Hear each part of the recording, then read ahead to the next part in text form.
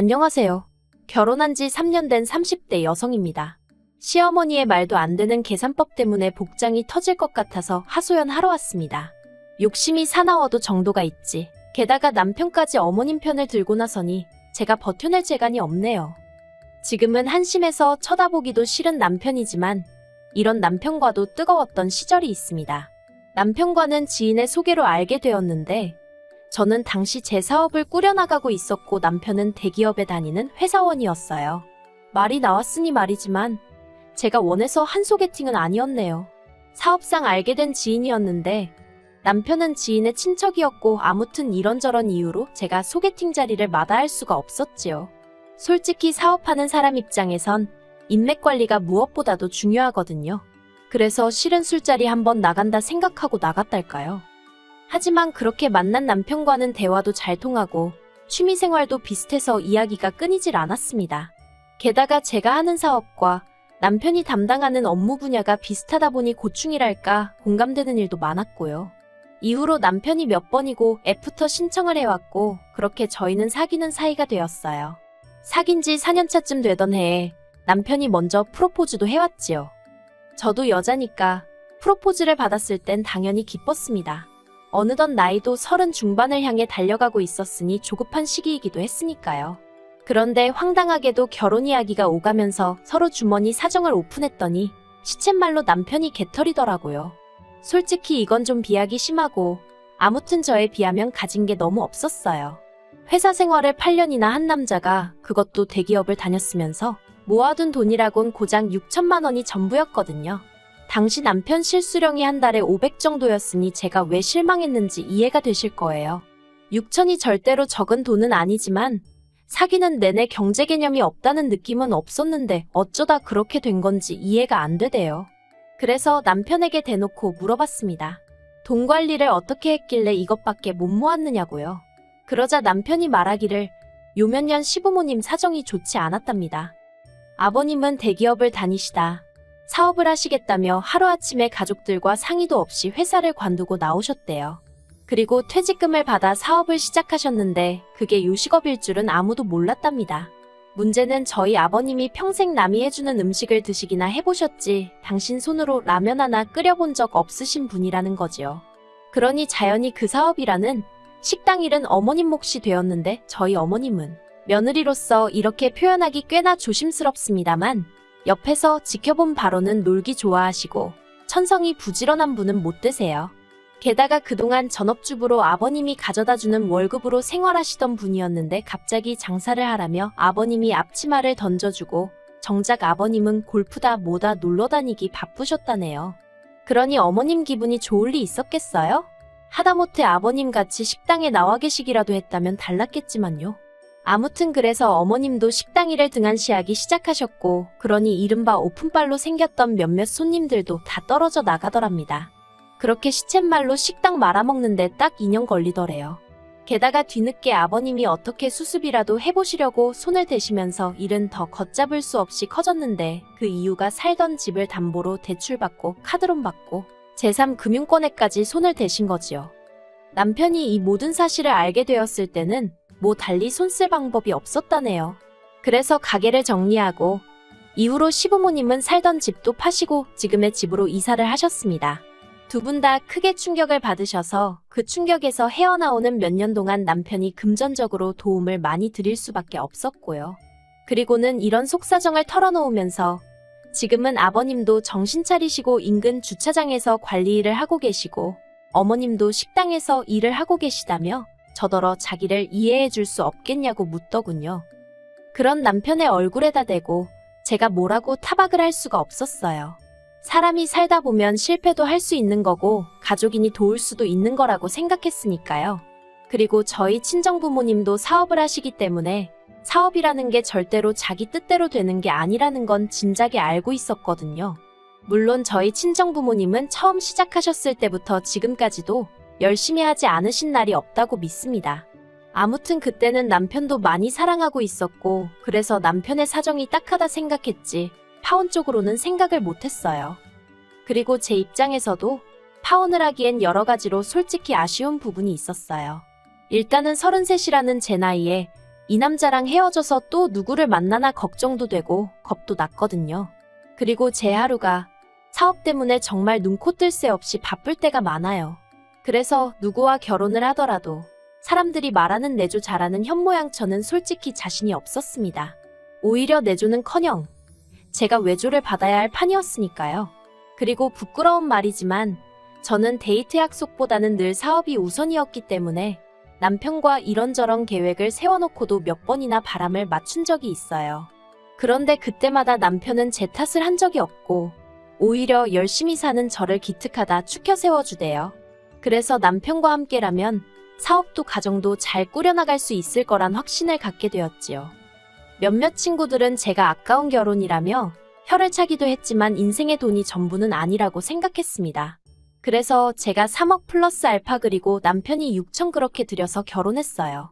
남편이 혼술합시고 자기가 타던 차를 가져오긴 했지만 저 역시 제 차가 따로 있었으니 그건 말 하나만 하고요.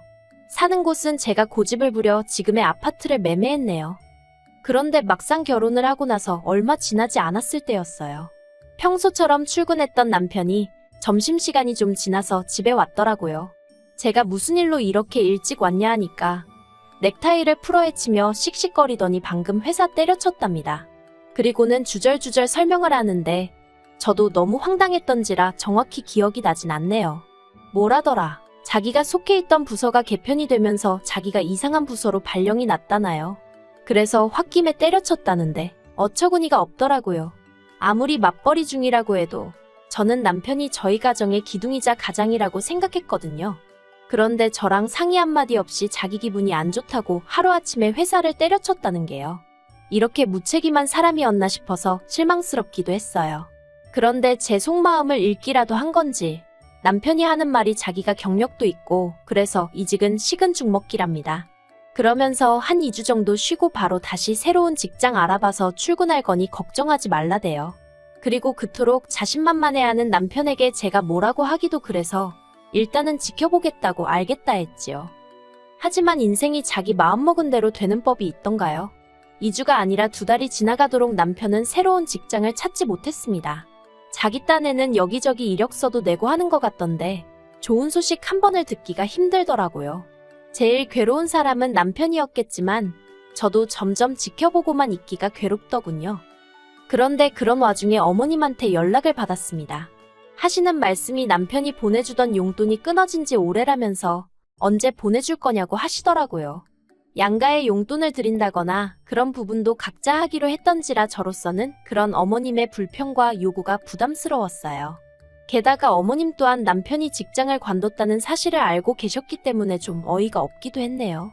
말이 나와서 말이지만 솔직히 시부모님, 저희 부부 결혼할 때 정말 1원 한 푼 안 도와주셨거든요. 그뿐만이 아니라 축의금까지 싹 다 가져가셔가지고 식대도 저희 친정부모님이 대신 내주셨고요.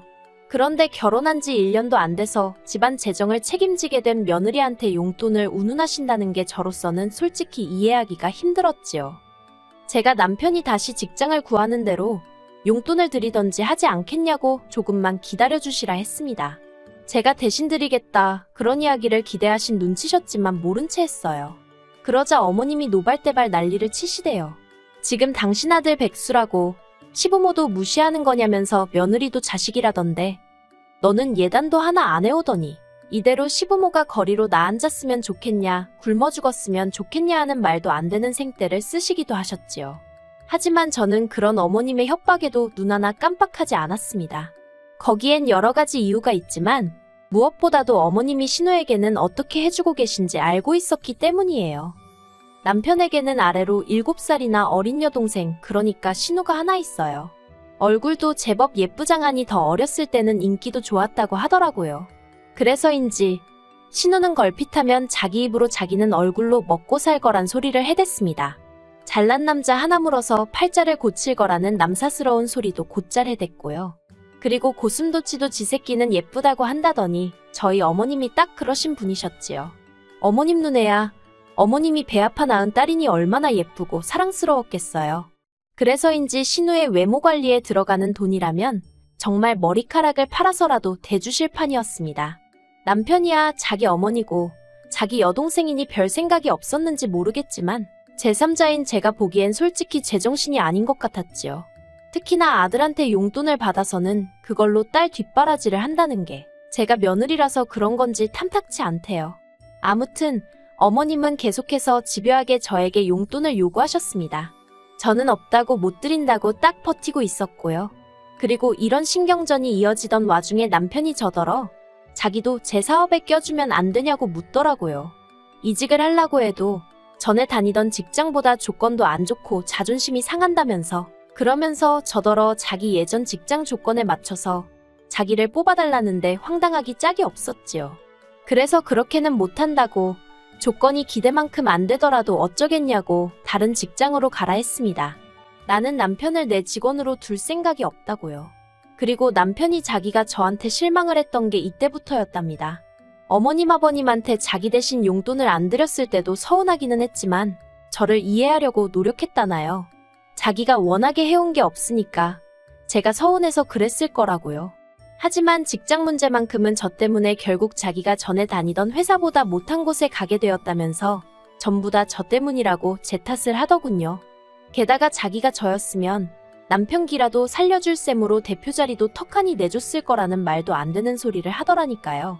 그런 남편이 얼마나 한심하던지 뭐라고 반박도 하기 귀찮을 지경이었어요. 그래도 어찌저찌 결혼 생활은 이어졌습니다.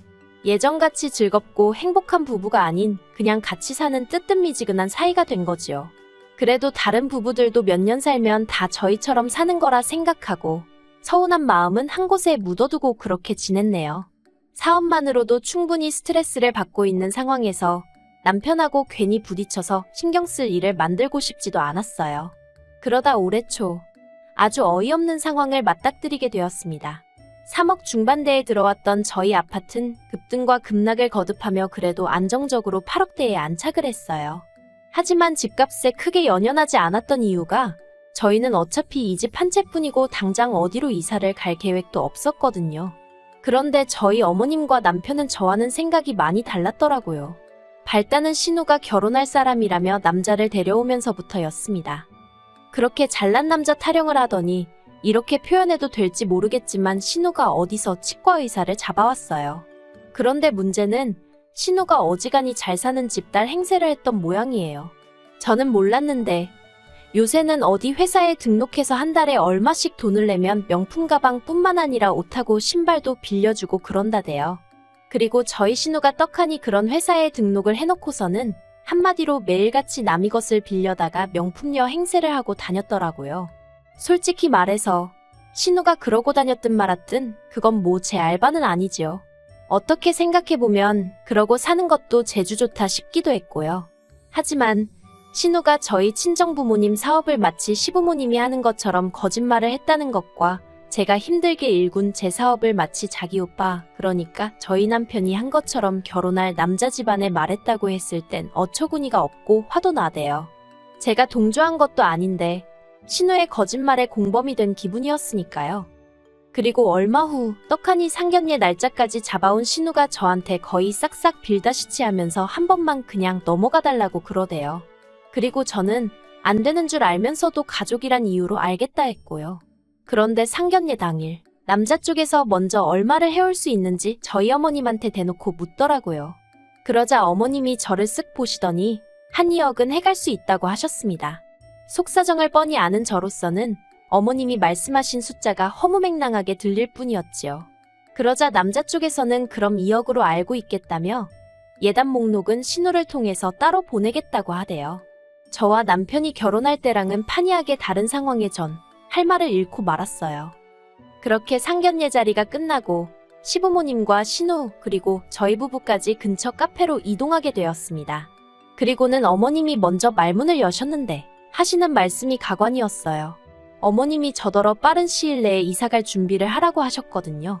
생각지도 못한 어머님의 말씀에 제가 이사를 왜 가냐고 물었더니 아파트가 모른 거 거기서 신우 시집갈 돈을 줘야 할 거 아니냐는 거예요. 그리고는 하는 소리가 남편이 결혼할 때 들고 온 6천, 그거 사실 어머님 돈이랍니다. 어머님이 남편한테 빌려주신 거라며 이참에 집 팔아서 2억으로 갚으래요. 아파트 값이 2배 넘게 올랐으니 2억 정도는 당신 몫이나 다름없다나요? 남편이 어머님께 돈을 빌려서 저에게 장가를 왔다는 말도 금시초문이었지만 설령 그렇다고 해도 어떻게 저렇게 뻔뻔하게 남의 아파트를 팔아라 마라 돈을 내놔라 마라 하지 싶어서 말문이 다 막히대요.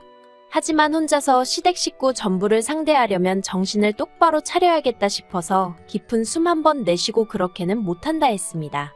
이사를 갈 생각도 없고 집을 팔 생각은 더욱이 없고 무엇보다 어머님께 제가 2억을 드려야 할 이유를 모르겠다고요. 그리고는 설령 어머님이 남편에게 6천을 빌려주신 게 사실이라고 하면 두 사람 간의 채무관계이니 두 사람이 알아서 해결하라 했어요. 아파트는 오롯이 제 명이고 아파트값 3억 6천 중 6천 정도만 남편이 부담.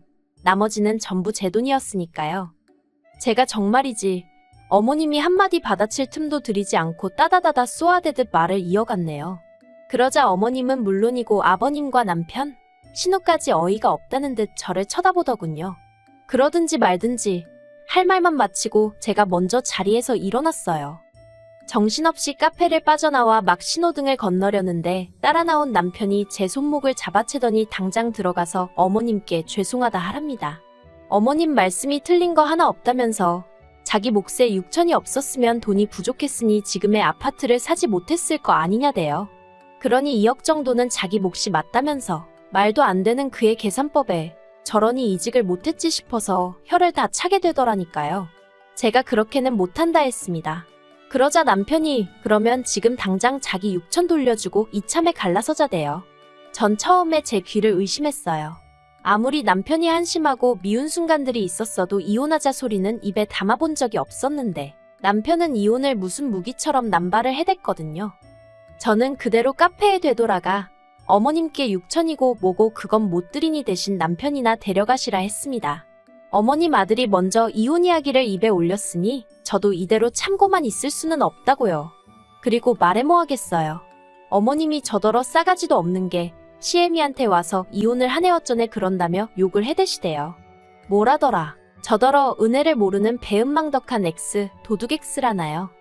결국 남편과 저는 돌아올 수 없는 강을 건너듯 서로에게 씻을 수 없는 상처가 될 말들을 토해냈어요. 그렇게 이혼 소송을 시작했습니다. 남편은 위자료로 2억도 아니고 3억을 요구했는데 저 솔직히 말해서 그냥 남편 돈 토해주고 이혼할까? 아니면 신호혼수 내가 해주고 상황수습 해버릴까? 나름대로 별 생각을 다 했거든요. 그런데 3억 소리 딱 듣고선 이혼 한 푼도 안 준다 아니 못 준다로 마음을 고쳐먹었네요. 그리고 신우는 결국 파혼했어요. 신우가 해온다는 돈도 안 해오지. 예단도 뭐 진 척이 없지. 그러니까 남자 쪽에서 신우 뒷조사를 한 모양이더라고요. 그리고는 결국 신우의 거짓말이 어느 정도 뽀록이 난 거지요. 남자 쪽에서 벌써부터 거짓말 치는 싹수노란 여자를 어떻게 며느리로 들이냐며 없던 일로 하자고 했다대요. 제가 들은 건 거기까지입니다. 어머님은 이걸로 저한테 민사를 건다고 하대요. 저 때문에 이렇게 된 거라면서 위자료를 받겠다나요. 저야 뭐 어디 한번 마음대로 하고 싶은 대로 해보시라 했지요. 에휴, 그래서 지금 변호사와 함께 남편을 상대로 치열하게 싸우는 중입니다. 정말이지 사랑이고 뭐고 돈 앞에는 장사 없다더니 그게 제 이야기가 될 줄은 몰랐는데 씁쓸할 뿐이네요.